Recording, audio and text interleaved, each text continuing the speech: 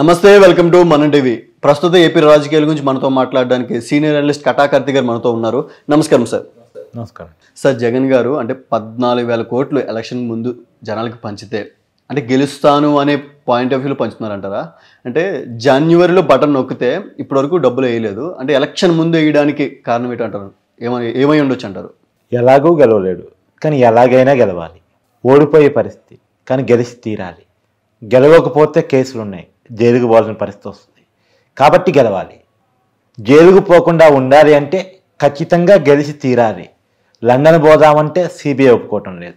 తప్పనిసరి పరిస్థితుల్లో గెలవటం కోసం ఏ మార్గాన్నైనా అనుసరించడానికి వెనకాడని జగన్మోహన్ రెడ్డి గారు ఇప్పుడు డైరెక్ట్ డిపిటి పథకాల ద్వారా, అంటే ఆన్గోయింగ్ పథకాలు, ప్రభుత్వం నుండి ప్రజలకు డైరెక్ట్గా డబ్బులు పంపించే పథకాల ద్వారా జనానికి 14,000 కోట్ల రూపాయలు వేసి దాని ద్వారా లబ్ధి పొందాలని చూస్తున్నారు. వాస్తవానికి ఆ 14,000 కోట్ల రూపాయలు ఎప్పుడు ప్రజలకు అందించాల్సినవి అంటే ఆ బటన్ నొక్కింది జనవరి పోయింది, ఫిబ్రవరి పోయింది, మార్చి పోయింది, ఏప్రిల్ పోయింది, ఇది మే నడుస్తుంది. ఇప్పుడు ఏ స్కీమ్లు అవి అంటే పీజీ రీఎంబర్స్మెంట్ ఒకటి. పీజీ రీఎంబర్స్మెంట్ ఎవరు సహజంగా ఎప్పుడు ఇస్తారు? స్కూల్స్ నడిచేటప్పుడు, కాలేజీలు నడిచేటప్పుడు ఇస్తారు. కానీ స్కూల్స్ అయిపోయాయి, కాలేజీలు అయిపోయాయి, సమ్మర్ హాలిడేస్ నడుస్తుంది. అప్పుడు పంచాల్సినప్పుడు ఇప్పుడు దాకా పెండింగ్లో ఎందుకు పెట్టారు? ఇంకోటి ఏంటి, తుఫాన్ కారణంగా నష్టపోయిన బాధితులకు సహాయం. తుఫాన్ ఎప్పుడు వచ్చింది? తుఫాన్ వచ్చింది, ఆ నష్టం పోయింది, తర్వాత వాళ్ళు కోలుకొని ఏదో వాళ్ళ పని వాళ్ళు చేసుకుంటూ ఉన్నారు. నష్టపోయిన సమయంలో ఇవ్వాల్సిన డబ్బులని ఇప్పుడు పంచడానికి రెడీగా పెట్టారు. 3, ఇన్పుట్ సబ్సిడీ సహజంగా ఎప్పుడు ఇస్తారు? పంటలు స్టార్ట్ అయ్యే టైంలో ఇస్తారు. పంటలు స్టార్ట్ అయినాయి, పంట క్లోజ్ అయింది, పంట చేతికొచ్చింది, అమ్ముడుకునే టైం. పంటకు పెట్టుబడి సాయంలో ఇవ్వాల్సిన ఇన్పుట్ సబ్సిడీ ఇప్పుడు ఇస్తానంటున్నారు జగన్మోహన్ రెడ్డి గారు. ఇవాళ ఆ డబ్బులు వేయడానికి ఎలక్షన్ కమిషన్ పర్మిషన్ ఇవ్వలేదు. ఎందుకు పర్మిషన్ ఇవ్వలేదు? అసలు డబ్బులు వేయొద్దని ఎలక్షన్ కమిషన్ చెప్పలే. 14వ తారీఖు వేసుకోండి, ఇప్పుడు కనుక ఆ డబ్బులు వేస్తే ఎన్నికలు ప్రభావితం చేసినట్టు ఉంటుంది. ప్రభుత్వం అఫీషియల్గా ప్రజల డబ్బుని మళ్ళీ ప్రజలకు పనిచేసి ఓట్లను కొనుక్కున్నట్టు ఫీలింగ్ వస్తుంది. ఇది కరెక్ట్ కాదు. ఎన్నికలు కూడా వచ్చిన తర్వాత ఇలాంటి పథకాలకు డబ్బులు వేయటం అనేటువంటిది మేము ఒప్పుకోమని చెప్పేసి ఎన్నికల కమిషన్ తన నిబంధనల మేరకు ప్రభుత్వాన్ని చెప్పింది. ప్రభుత్వం కోర్టుకు పోయింది, పర్మిషన్ తెచ్చుకొని మళ్ళా ఎన్నికల కమిషన్కి చెప్పింది, మేము మరి ప్రభుత్వ కోర్టు నుంచి పర్మిషన్ వచ్చింది, మేము డబ్బులు వేద్దాం అనుకుంటున్నాం, ఏమంటారని. ఇప్పుడు ఎన్నికల కమిషన్ ప్రభుత్వానికి లేఖ రాసింది. అసలు మాకు కొన్ని డౌట్స్ ఉన్నాయి. 14,000 కోట్ల రూపాయలు ఈ 5 సంవత్సరాల కాలంలో ఎప్పుడు వైసీపీ ప్రభుత్వం ఒక్కసారిగా పంచలేదు. ఎక్కడ ఏ పథకమైనా స్టెప్ బై స్టెప్ పంచుతారు. ఒక్కసారే 14,000 కోట్లు అన్ని రకాల స్కీములు కలిపి వేయరు. ఈ 5 సంవత్సరాలుగా జగన్మోహన్ రెడ్డి గారు అధికారంలోకి వచ్చి 2019లో అధికారంలోకి వచ్చారు. ఇయాలంతా 2024. ఈ 5 సంవత్సరాల కాలంలో ఒక్క రోజులో 14,000 కోట్ల రూపాయలు ప్రభుత్వ ఖజానాని ప్రజలకు పంచిన పాపాన ఎప్పుడన్నా ఉందా? లేదు. ఇది రికార్డ్. ఒక్క రోజులో 14,000 కోట్ల రూపాయలు పంచడం, అన్ని స్కీములకి డబ్బులు ఒకే రోజు వేయటం, ఇది రికార్డు.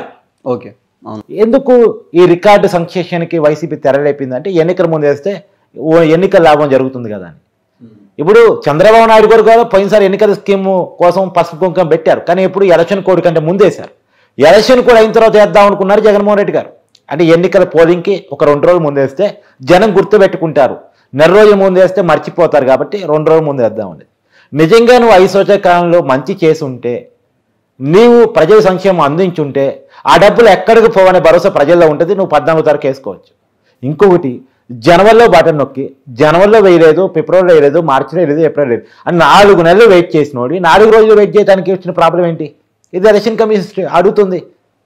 4 నెలలు జనానికి డబ్బులు వేయడానికి దగ్గర డబ్బులు లేవు, డబ్బులు వేయలేకపోయావు. ఈ రోజు మాత్రం 14,000 కోట్ల రూపాయల డబ్బులు ఉన్నాయి, ప్రజల అకౌంట్లో వేస్తా అని చెప్తున్నావు. అంటే నిజంగా నీకు వెయ్యాలన్న చిత్తశుద్ధి ఉంటే బటన్ నొక్కిన తర్వాత 10 రోజులకో, 15 రోజులకో, 1 నెలకో, 2 నెలలకో వెయ్యాలి కదా. ఒక స్కీమ్ కాదు స్కీమ్ అన్న వెయ్యాలి కదా. 14,000 కోట్ల రూపాయలు అట్టు మురగెందుకు పెట్టావు? ఏదో ఉంటుంది, పనోడు నాకు ఆకలి అవుతుందంటే వాడికి ఒకసారి ఇద్దామని మామిడికాయ, ఒకసారి ఇద్దామని సీతాఫలకాయ, ఇంకోసారి ఇద్దామని జాంకాయ, అన్నీ కలిపి ఫ్రీలో పెట్టారు. వాడికి ఇవ్వట్లేదు, ఫ్రీలో పెట్టారు. వాడు చూపిస్తున్నాడు, నీకోసమే చూపిస్తున్నాడు, కానీ ఫ్రీలో పెడుతున్నాడు, ఇవ్వట్లేదు. ఎప్పుడు ఇస్తాడంటే వాడితో మళ్ళీ పని పడ్డప్పుడు ఇస్తాడు, అన్నీ ఒకసారి ఇస్తాడు. అలా ఉంది. అంటే జగన్ గారు చేసే పనులన్నీ అలా ఉన్నాయి, అలానే ఉన్నాయి కదా. ఇప్పుడు నిజానికి పీజీ రీఎంబర్స్మెంట్ మరి జనవరిలో ఎందుకు వేయలేదు? ఇన్పుట్ సబ్సిడీ జనవరిలో ఎందుకు ఇవ్వలేదు? అంటే సార్ ఏదో ఒక టైంలో ఇస్తున్నారు కదా, ఇవ్వకుండా అయితే పోలేదు కదా. ఇప్పుడు ఎన్నికల కమిషన్ కూడా ఏదో టైంలో ఇవ్వమని చెప్తుంది కదా, ఇవ్వద్దని చెప్పట్లేదు కదా. ఇది ఎలక్షన్ అయిపోయిన తర్వాత ఇమ్మంటుంది, పోలింగ్ అయిపోయిన తర్వాత ఇమ్మంటుంది. తప్పేంటి? 4 నెలలు ఆగాలి నోడి 4 రోజులు ఆగడానికి వచ్చిన ఇబ్బంది ఏంటి? ఎలక్షన్ కమిషన్ డబ్బులు ఇవ్వద్దు ప్రజలకి, నీ సంక్షేమ పథకాలు ఆపు అని చెప్తుందా? లేదు. ఆపని చెప్పట్లేదు కదా. 4 రోజులు ఆగటానికి వచ్చిన ఇబ్బంది ఏంటి అంటే దాని ద్వారా రాజకీయ లబ్ధి ఎత్తుక్కోవాలని ప్రయత్నం చేస్తున్నాను. ఏంటి ఈ డబ్బులు వేస్తే ప్రజల మైండ్ సెట్ మారి నాకు అనుకూలంగా ఓటేస్తారు, వాళ్ళంతా నాకు వ్యతిరేకంగా ఉన్నారు అని భావిస్తున్నాను. అంటే గ్రామాల్లో ఒకేసారిగా ప్రతి తల్లి అకౌంట్లో డబ్బులు పడితే గ్రామాల్లో ఉన్న మహిళల ఒక మైండ్ సెట్ మారి ఓట్లు పడే అవకాశం అయితే ఉందని మీరు అంటున్నారు, అంతేనా? అలా ఉందని వైసీపీ అనుకుంటుంది, అలా ఉంటుందని వైసీపీ భావిస్తుంది. వాళ్ళు అనుకుంటున్న స్ట్రాటజీ అది. కాకపోతే ఎంతో కొంత డబ్బు ప్రభావం చూపించింది. ఇప్పుడు ఎన్నికల్లో డబ్బు ప్రభావం చూపిస్తుంది అన్నమాట వాస్తవమే కదా. ఎన్నికల్లో అనఫిషియల్గా పార్టీలు డబ్బులు పంచుతున్నాయి కదా, ఎందుకని డబ్బులకు ఓట్లు రాలుతాయి అనే కదా. అది నిజమా కాదా? ఎవరు తెలియదు ఎన్నికల్లో డబ్బులు పంచుతున్న విషయం. ఎన్నికల కమిషన్ కూడా అన్ని రాజకీయ పార్టీలు ఎన్నికల్లో డబ్బులు పంచే గెలవడానికి ట్రై చేస్తున్నాయి. ఒక్కొక్క నియోజకవర్గానికి 25 కోట్ల నుంచి 30 కోట్ల వరకు ఖర్చు అవుతుంది. కాకపోతే ఇదేంటంటే అది అనఫిషియల్గా పంచే డబ్బు, ఇది అఫిషియల్గానే ప్రభుత్వం డబ్బులు పంచుతున్నట్టు. అఫిషియల్గానే వైసీపీ డబ్బులు వేసి ప్రభుత్వ అకౌంట్లో ప్రజలు ట్యాక్సులు కట్టిన డబ్బుని ప్రజల అకౌంట్లో వేసేసి ఇదిగో నీ డబ్బులు ఇచ్చాను నాకు ఓటేయమని అడుగుతున్నట్టు లెక్క. అంతే కదా. ఇప్పుడు 4 నెలలు ఆగినోడు 4 రోజులు ఆగటానికి భయపడుతున్నావంటే నీకు ఉద్దేశం ఏంటి? మన సీఏ జవహర్ రెడ్డి గారు, ఆర్థిక శాఖ ముఖ్య కార్యదర్శులుగా ఉన్నటువంటి చౌహాన్ గారు, సత్యనారాయణ గారు ఒక ప్రైవేట్ రిసార్ట్స్లో ఒక బోట్లో మీటింగ్ పెట్టుకొని ఏం చర్చించారు ఆ విషయం బయటికి రావాలి. సహజంగా మీటింగ్లు ఎక్కడ పెట్టుకుంటారు? నువ్వు ఒక ఆఫీసులో ఎంప్లాయీవే, క్యాంప్ ఆఫీసులో పెట్టుకుంటారు, జనరల్గా ఆఫీస్లో పెట్టుకుంటారు, క్యాంప్ ఆఫీస్లో పెట్టుకుంటారు, గవర్నమెంట్ ఆఫీస్లో పెట్టుకుంటారు. నువ్వు ఒక ఎంప్లాయీ కాబట్టి నీ కంపెనీ ఆఫీస్లో నువ్వు మీటింగ్ పెట్టుకుంటావు. అంతేగాని ప్రైవేట్ హోటల్లో పోయి నీ ఎంప్లాయీస్ అందరూ అక్కడే రమ్మని మీటింగ్ పెట్టుకో కదా. ఎవరైనా అంతే కదా. ఎవరు ఆఫీస్లో వాళ్ళు మీటింగ్ పెట్టుకుంటారు, గవర్నమెంట్ అఫీషియల్గా మీటింగ్ పెట్టుకుంటారు.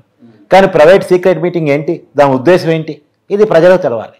అంటేనే ఎన్నికల్లో ఓటమికి భయపడుతున్న వైసీపీ, ఓడిపోతే పార్టీ కనుమరుగవుతుందని భయపడుతున్న వైసీపీ, ఆ పార్టీ అధినేతగా ఉన్నటువంటి జగన్మోహన్ రెడ్డి గారు జైలుకి పోతారేమో అని భావిస్తున్న వైసీపీ ఇప్పుడు ఈ రకమైనటువంటి చతురతకి, చాణక్య నీతికి తెరలేపింది అనేటువంటిది ఏపీ ప్రజలు భావిస్తున్నారు. సార్ ఇప్పుడు అది ప్రైవేట్ మీటింగ్ పెట్టని చెప్పారు కదా, సో వాళ్ళ మీద అంటే ఒక పబ్లిక్ సెక్టర్ సర్వెంట్లు అయి ఉండి ప్రైవేట్ మీటింగ్ పెట్టడం వల్ల ఈసీ ఏమి వాళ్ళ మీద చర్యలు తీసుకోలేదంటారు? అంటే వాళ్ళేం చెప్తారు, మేము మీటింగ్ ఏం పెట్టుకోలేదు, సరదాగా ప్రైవేట్ రిసార్ట్స్కి వెళ్ళాం, కలిసాం, ఏదో చెప్పుకునే ప్రయత్నం చేస్తారు. ఓకే, వ్యక్తిగత లైఫ్, పర్సనల్ లైఫ్ కింద చెప్పుకునే ప్రయత్నం చేస్తారు. ఓకే. దాన్ని సరే కొన్ని విషయాల్ని చూడటం తప్ప అది నిజమని చెప్పడానికి ప్రూఫ్స్ కావాలి. అది వాళ్ళు తప్పించుకునే ప్రయత్నం చేస్తారు. అందుకని సీక్రెట్ పెట్టి కదా అది. ఓకే. సో ఏది ఏమైనా ఇలాంటి ఎత్తుగడలు కరెక్ట్ కాదు రాజకీయాల్లో అంట. నేను నువ్వు నిజంగా 5 సంవత్సరాల కాలంలో చేసిన పరిపాలన చెప్పుకో, ప్రజలను మెప్పించే ప్రయత్నం చేయి. ఆ ప్రజల మెప్పు నీకుండుంటే, నువ్వు నిజంగా 5 సంవత్సరాల కాలంలో డబ్బులు వేసావు నమ్మకం నీకుంటే, ఓ 4 రోజులు లేట్గా వేసినా సరే, ఇప్పటికిప్పుడు వేయకపోయినా సరే ప్రజలు నీకే ఓటేస్తారు. ఇప్పటికిప్పుడు వేయాల్సిన కంగారు లేదు. నువ్వు 5 సంవత్సరాల కాలంలో వరుసగా వేసుకుంటూ వచ్చావు, ప్రతి సంవత్సరం చేసావు, ప్రతి సంవత్సరం అమ్మఒడి వేసావు, ప్రతి సంవత్సరం విద్యా జీవనం వేసావు, ప్రతి సంవత్సరం పిజరైమర్స్ సిమెంట్ వేసావు, ప్రతి సంవత్సరం ఇన్పుట్ సబ్సిడీ ఇచ్చావు. ఇవన్నీ ఇచ్చినప్పుడు ఎలక్షన్స్ ముందు డబ్బులు వేసినా వేయకపోయినా ఇది సంక్షేమ పథకాలు జగనన్న ఇస్తాడు అని నమ్మకం ఉంటే ప్రజలు ఎప్పుడైనా ఓటేస్తారు. కానీ ప్రజలు కోరుకుంటుంది వేరు. సంక్షేమం మాత్రమే కాదు, అభివృద్ధితో కూడిన సంక్షేమాన్ని ప్రజలు కోరుకుంటున్నారు. అదే కదా జగన్మోహన్ రెడ్డి గెలిపించిన ప్రశాంత్ కిషోర్ కూడా చెప్తున్నాడు. ఇప్పుడు చంద్రనాయుడు, పవన్ కళ్యాణ్ చెప్తున్న మాట నేను చెప్పట్లేదు. ప్రశాంత్ కిషోర్ ఏం చెప్తున్నాడు? అభివృద్ధితో కూడిన సంక్షేమం కావాలంటున్నాడు, ఏపీకి రాజధాని కావాలంటున్నాడు, రైల్వే జోన్ కావాలంటున్నాడు, తర్వాత ఏపీకి కనీసం మినిమం మౌలిక సదుపాయాలు అంటే రోడ్లు, డ్రైనేజు ఇలాంటి వ్యవస్థ కావాలంటున్నాడు, కంపెనీలు కావాలంటున్నాడు, పిల్లగాళ్ళకి ఉద్యోగాలు ఇవ్వమని అంటున్నాడు. తప్పే ఉంది? రెండో జగన్మోహన్ రెడ్డి గారు చెప్తారు, మొన్న ఒక టీవీ ఛానల్ ఇంటర్వ్యూలో చెప్పారు, చాలా డెవలప్మెంట్ ఉంది ఏపీలో, ప్రతిపక్షాలు కనబడట్లేదని చెప్పారు. ఏం చెప్పారు? భోగాపురం ఎయిర్పోర్ట్ని చూపించే ప్రయత్నం చేశారు, కడపలో స్టీల్ ప్లాంట్ చూపించే ప్రయత్నం చేశారు. కానీ నిజానికి కడపలో స్టీల్ ప్లాంట్ సరిగా రన్ అవుతుందా, ఎంతమందికి ఉపాధి ఇచ్చినామంటే జగన్మోహన్ రెడ్డి గారు సరిగా ఎక్కడ చెప్పగలరా? ఏదో మెడికల్ కాలేజీలు, ఇంజనీరింగ్ కాలేజీలు వచ్చాయని చెప్తారు. ఒక్క మెడికల్ కాలేజ్ అన్నా ఏపీలో కరెక్ట్గా స్టార్ట్ అయిందా? ఒక్క కాలేజ్ అన్నా మెడికల్ కాలేజీలో రాలీస్ ఉంటుంది తప్ప స్టార్ట్ అయిందా? క్లాసులు స్టార్ట్ అయ్యాయా? లేవు కదా. వాస్తవాలు చెప్పండి జగన్మోహన్ రెడ్డి గారు. జిల్లాకో ఎయిర్పోర్ట్ కట్టిస్తామని చెప్పేసి చెప్తున్నారు. ఏ జిల్లాలో ఎయిర్పోర్ట్, డొమెస్టిక్ ఎయిర్పోర్ట్ కట్టించి స్టార్ట్ అయింది ఒకటి చూపించామనండి. పోలవరం ప్రాజెక్టు మీరు కంప్లీట్ చేయలేకపోయారు. అదే 70% కంప్లీట్ అయిన ప్రాజెక్ట్ని మీ భాషలో 50% అయినా కంప్లీట్ అయిందని చెప్పుకున్న మీకు మీరే కంప్లీట్ చేశారు చంద్రబాబు చెప్పినటువంటి ప్రాజెక్ట్ని. మిగతా 50% మీరు కంప్లీట్ చేయలేకపోయారు. సరే చంద్రబాబు నేను 70% కంప్లీట్ చేశాను, 80% కంప్లీట్ చేశానని చెప్పొచ్చు కాక ఆ మాట నమ్మొద్దు. జగన్మోహన్ రెడ్డి గారి మాటే నమ్ముతాం. 50% ఆయన కంప్లీట్ చేసిపోయాడు, మిగతా 50% ఎందుకు కంప్లీట్ కాలేదు 5 సంవత్సరాల్లో? మరి అప్పుడు రాజధాని 3 రాజధాని కడతానన్న 3 రాజధాని కాదు, ఒక రాజధాని నువ్వు కట్టింది ఏంది? వైజాగ్లో నువ్వు కట్టింది ఏంది? నువ్వు ఉంటున్న సచివాలయం ఎక్కడ? చంద్రనాయుడు కట్టింది. నువ్వు పెడుతున్న హైకోర్టు ఎక్కడ? చంద్రనాయుడు కట్టింది. నువ్వు పెడుతున్న అసెంబ్లీ ఎక్కడ? చంద్రనాయుడు కట్టింది. ఆ బిల్డింగ్లోనే ఇప్పటికీ అన్ని నడిపిస్తున్నావు కదా, నువ్వు కట్టింది నువ్వు చూపించు.